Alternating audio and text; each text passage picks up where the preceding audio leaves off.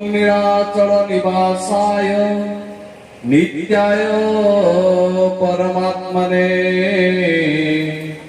बलभद्र सुभद्राभ्यां जगन्नाथाय ते नमः। बलभद्र सुभद्राभ्यां जगन्नाथाय ते नमः। यं ब्रह्मा वरुणेन्द्र रुद्रमरुतस्तमन्ति दिव्यैस्तवैः वेदैः संज्ञपदक्रमोपनिषदैः गायन्ति जं सामगाः। ध्यानावस्थिततद्गतेन मनसा पश्यन्ति जं योगिनः। यस्यन्तं न विदुः सुरसुरगणा देवाय तस्मै नमः। देवाय तस्मै नमः। देवाय तस्मै नमः। रज संक्रांति उपलक्षे तृतीय वार्षिक भागवत आसर भागवत आसर अवसर रे मंचासीन थिबा पूज्यस्पद माननीय वरेण्य सभापति इंजीनियर क्षेत्रवासी महंत महोदय एवं ये मंच को संचालन करुवा आदरणीय चौधरी भाई तथा ये मंचर गर्व गौरव को परिवर्धित करिथवा जड़े सुनाम धन्य समाजसेवी एवं जड़े ए ग्राम माटीर गर्व गौरव कहले भूल हेब नाही। मां तारिणी चिकित्सालय चंपुआर परिचालना निर्देशक डॉक्टर गणेश्वर महांत महोदय एवं मंचरे अधिष्ठित मोर पूज्यस्पद अवसर प्राप्त शिक्षाविद कैलाश कांति महोदय एवं आज उपस्थित थिबा माननीय वंदनीय मातृशक्ति एवं उपस्थित थिबा ए गुरु दिवसी भागवत आसर जड़े उत्साही युव संपादक श्रद्धेय दिवाकर महांत महोदय एवं उपस्थित थिबा मोर दिव्यात्मन गुरुजन एवं सुधी विद्वान जनता जनार्दन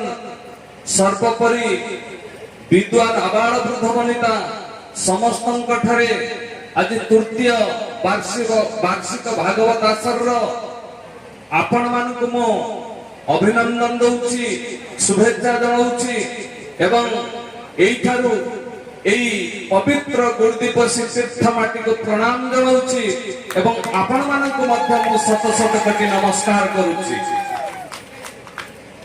तेबे समयर स्वल्पता आम पाखरे समय कम आमे जहां को डाकिछु तांको आमे अधिक समय दबा उचित। आमे जेबे पुनी समय हबो निश्चित आपण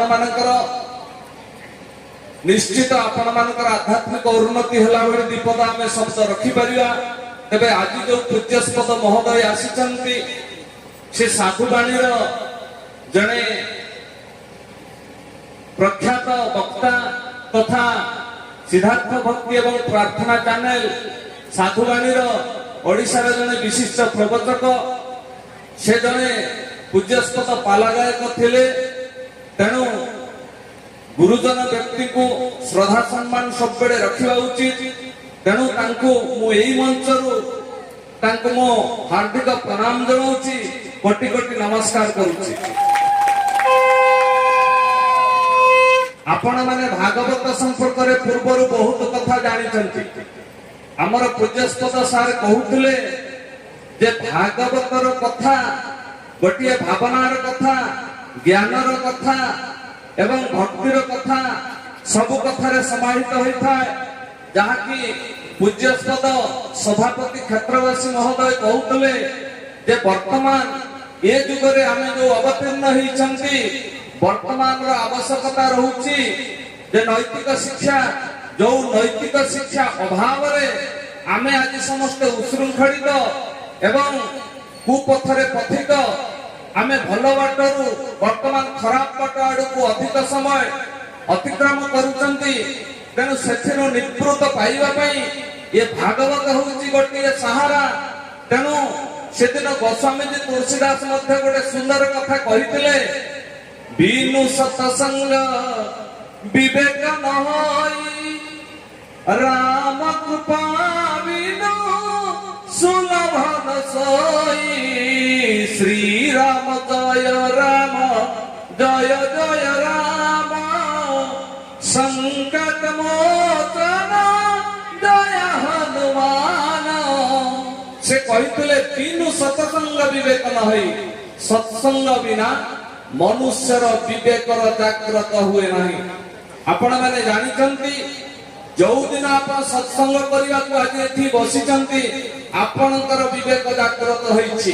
ଆଜି ଆପଣ ମାନେ ଗୋଟିଏ ପରମ ଶାନ୍ତି ଆଡକୁ ନିଶ୍ଚିତ ଭାବରେ ପରମ ଶାନ୍ତି ଆଡକୁ ନିଜର ମନକୁ ନିକ୍ଷେପ କରିଛନ୍ତି ଏବଂ ଆଜି ସଂସାରର ଯୋଉ ମୋହ ମାୟା ବୋଲି ଆମେ କହୁଛନ୍ତି ତାକୁ ପରିତ୍ୟାଗ କରି ଗୋଟେ ପରମ ଚେତନା ଆଡକୁ ଆପଣ ମାନେ ଅଗ୍ରସର ହେଇଛନ୍ତି ଏବଂ ପରମ ଚେତନା ଆଡକୁ ଅଗ୍ରସର ହବା ପରେ ଆପଣ ମାନେ ଆଜି ଗୋଟିଏ ବହୁତ ଉତ୍ତମ ଜିନିଷର ଖୋଜରେ ଅଛନ୍ତି।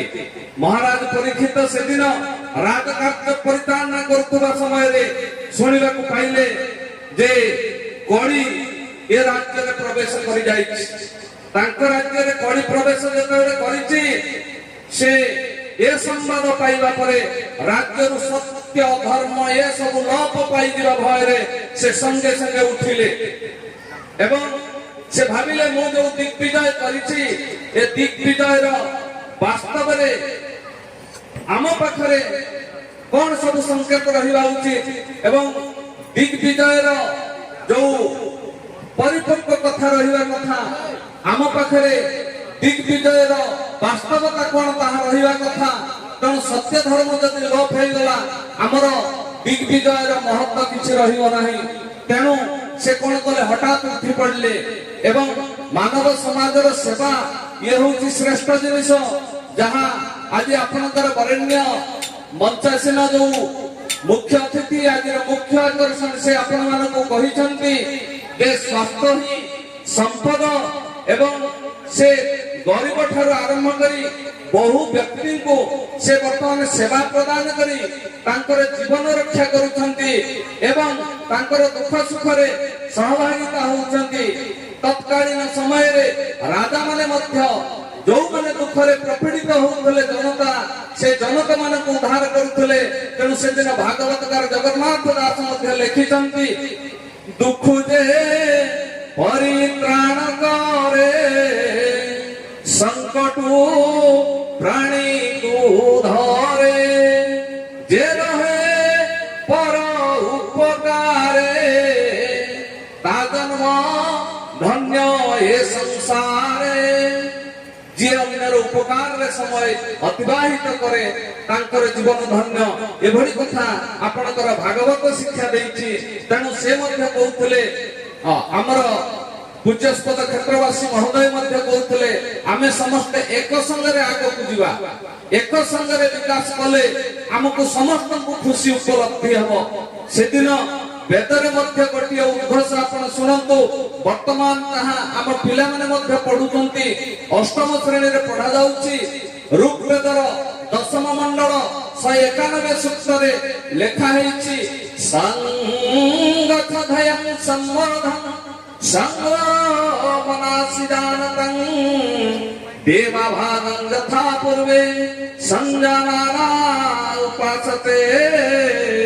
ଦେବାଭାଗ ଯଥା ପୂର୍ବେ ସଂଜାନାନା ଉପାସତେ। ସଂଗଠ ଆମେ ସମସ୍ତେ ସାଥୀ ହେଇ ଚାଲିବା ଉଚିତ। ଆମେ ସମସ୍ତେ ପରସ୍ପର ସାଙ୍ଗ ହୋଇ ଆଗକୁ ଯିବା ଉଚିତ। ଆମେ ମାନେ ଆତ୍ମ ସମୀକ୍ଷା କରିବା ଉଚିତ। ଆମର ଯେମିତି ଭୌତିକ ଆଧ୍ୟାତ୍ମିକ ଉନ୍ନତି ହେଉଛି ଅନ୍ୟମାନଙ୍କର ମଧ୍ୟ ତାହା ହେବା ଉଚିତ ଏବଂ ଆମେ ମାନେ ସମସ୍ତେ ସାଥୀ ହେଇ ଆଗକୁ ଅଗ୍ରସର ହେବା ଉଚିତ। ଭୟଂ ସମ୍ବୋଧନ ଆମ ମାନଙ୍କର ସମ୍ବନ୍ଧ ध्येय श्रेष्ठ होगा कथा आम मानकर परस्पर स्नेह श्रद्धा ममता एगुड़िक निश्चित ध्येय श्रेष्ठ होगा कथा जहाँकि सारे कहूले जे गोटे परिवार स्नेह ममता जब ठीक रुहे गोटे पारिवारिक शांति सृष्टि हुए जदि आम समाजर आम पड़ोशी एवं आम मानकर समस्तंकर स्नेह ममता ठीक हेबो ताले गोटे सुस्थ वातावरण सृष्टि हेबो गोटे सुस्थ परंपरा सृष्टि हेबो गोटे सुस्थ ऐतिह्य सृष्टि हेबो गोटे सुस्थ ग्रामर मध्य परिकल्पना करा जाई परिबो तबे ध्येयं संग सधयं सम्मदं संग ओ मनासी जानतं आम मन मध्य उठुवा समस्त भावना गुड़िक आदर्शमय हवा उचित एवं देवाभागं यथा पूर्वे आमर महतर पूर्वज माने जहा करुथिले उत्तम कार्य करी ए समाज को आगु नउथिले तद्रूप देवाभागं यथा पूर्वे आमर महतर पूर्वज माने जेभଳି ए समाज को उन्नति पाई आम मानकर समस्तकर उन्नति एवं शांति पाई जो उत्तम कार्य करुथिले ताकू मध्य आमे प्रसाद तुल्य मने करी आमे सेही भली कार्य निर्वाह करिवा कथा एवं आम मानकर जहा भाग पड़ी आम मानकर अंश को आमे माने प्रसाद तुल्य मने करी सहर से स्वीकार करिवा कथा ए भली उत्तम कार्य करी आगो को अग्रसर हेले आमे माने निश्चित भाबरे सर्वे होइबे एक मुख जो कथा भागवत कार जगन्नाथ दास कहिसंती जे सर्वे होइबे एक मुख डाकिबे नारायण रख सर्वे होइबे एकाकार नथिबो भेदर विचार आमनक मध्यरे जदि मतभेद रहिबो नै ताले आमे माने परम शांति आडको अग्रसर हेई परिबा सेदिन महाराज परीक्षित राज कार्य करू करू कड़ी प्रवेश करिछि ए कथा जते बेले को सुनिचंती से हठात खड्गहस्त होइचंती एवं आगो को अग्रसर हेई कड़ी निकट को जाउचंती जते बेले कड़ी निकट को जाउचंती तबे प्रसंग अधिक मु नेबी नाही आम निकट रे प्रवचक मध्य आसी गलेनी तबे कड़ी प्रवेश करि जाइछि संसार रे एवं कड़ी जते बेले राज्य रे प्रवेश करिछि ए कड़ी को किभଳି विताड़ित करा दिबो सेठी पई से आसी चंती धर्मर जो चारि पाद थिला कड़ी जुग रे ताहा निहत होई जाइछि तीन पाद गोटिए पाद रे धर्म प्रतिष्ठित होबा को चाहिछि बहु कष्ट रे ठिया हेछि ए भली कथा हेछि जुग अनुसारे आपनकर सब कार्य घटी थाए जुग अनुसारे सब परिवेश हमको मिली थाए तेणु कहा जाए तपस दया सत्य जे जुगे अनुरूपे कृत्य सत्यर संगे तप कला शौच संगे संहारिला मनर हिला दया बड़े चरण रहिला निश्चले एबे जे अछि एक पाद ए कड़ी एहा कुआ पद कठोर व्रत जे पारिब से प्राणी कृष्ण को लभिब एबे जो गोटे पाद अछि तीन पाद जो धर्म नष्ट हो जाइछि जुग अनुसारे कड़ी जुगरे तीन पाद धर्म नष्ट हो गोटे पाद अच्छी से पादटी हूँ सत्य से सत्य बल धर्म प्रतिष्ठित हो रही बहु कष्ट जदि अच्छी ये सत्य वर्तमान प्रतिष्ठित कर धर्म को तेणु कह जाए सत्य दई श्रेष्ठ धर्म सत्य साधन श्रेष्ठ कर्म ब्रह्मांड मध्य सत्य सार सत्य ही एका भड़ियार ब्रह्मांड मध्य सबुठ श्रेष्ठ जिनिस सत्य से सत्यर खोज रे सत्यर अनुसंधान करी आज आमको गोटे सृजनशील निश्चित सृजनशील जीवन नमूना पेश करने को पड़ो गोटे सदा उन्नतशील सभ्यता आमको आपणाइबा को पड़ो ये कथा चिंतन करी सेदिन महर्षि विवेकानंद मध्य जो सुंदर कथा कही हे मानव समाज तुम्हें श्रृंखला যদি ଚାହୁଁଛ ତାହେଲେ ସୌଭାଗ୍ୟର ଉଦାର ହୁଅ, ବିପଦରେ କୃତଜ୍ଞ ହୁଅ, କୌଣସି ମନୁଷ୍ୟ ପ୍ରତି ଅନ୍ୟାୟଚରଣ କର ନାହିଁ, ସମସ୍ତଙ୍କୁ ସର୍ବବିଧ ନମ୍ରତା ପ୍ରଦର୍ଶନ କର, ଦୁଃଖାର୍ଥ ପାଇଁ ଆନନ୍ଦ, କୃଷାର୍ଥ ପାଇଁ ସମୁଦ୍ର, ନିଷ୍ପୀଡ଼ିତ ପ୍ରତି ସ୍ୱର୍ଗ, ନିଷ୍ପୀଡ଼ନର ଶିକାର ମାନଙ୍କ ପ୍ରତି ଉଦ୍ଧାରକର୍ତ୍ତା ଓ ରକ୍ଷା କବଚ ହୁଅ, ସଂହତି ଓ ନ୍ୟାୟ କର୍ତ୍ତା ତୁମ ସକଳ କର୍ମର ବୈଶିଷ୍ଟ୍ୟ ପ୍ରତିପାଦିତ କରୁ, ଅତିଥି ପାଇଁ ଏକ ଗୃହ, ଆତ୍ମ ପ୍ରତି ମନମ, ଶରଣାଗତ ପ୍ରତି ଏକ ଶକ୍ତି ସ୍ତମ୍ଭ ହୁଅ, ଚକ୍ଷୁହୀନ ପ୍ରତି ଚକ୍ଷୁ, ପଥଭ୍ରଷ୍ଟର ପଦପାଦ ପ୍ରତି ଏକ ପଥ ପ୍ରଦର୍ଶକ ଆଲୋକ ସ୍ୱରୂପ ହୁଅ, ସତ୍ୟତାର ବଦନ ମଣ୍ଡଳ ପ୍ରତି ଏକ ଅଳଙ୍କାର, ଆନ୍ତରିକ ଅନୁରକ୍ତିର କପାଳ ପ୍ରତି ଏକ ରାଜକୀୟ ମୁକୁଟ, ତୁମ ବଂଶ ପରମ୍ପରା ଗଗନରେ ଏକ ଉଜ୍ଜଳ ଆଲୋକ ହୁଅ। এইভଳି ସୃଜନଶୀଳ ଜୀବନ ଯଦି ଆମେ ବିତେଇ ପାରିଲେ, ସୃଜନଶୀଳ ଜୀବନ ଯଦି ଆମେ ଆପଣେଇ ପାରିଲେ, ଆମ ଜୀବନ ଧନ୍ୟ ହେବା ସହିତ ନିଶ୍ଚିତ ଭାବରେ ଆମ ସମାଜ ବି ଧନ୍ୟ ହେବ, ଆମର ବାତାବରଣ, ଆମର ପରିବେଶ ସବୁକିଛି ଧନ୍ୟ ହେଇଯିବ, ଆମର ଜୀବଜଗତ ମଧ୍ୟ ଧନ୍ୟ ହେବ।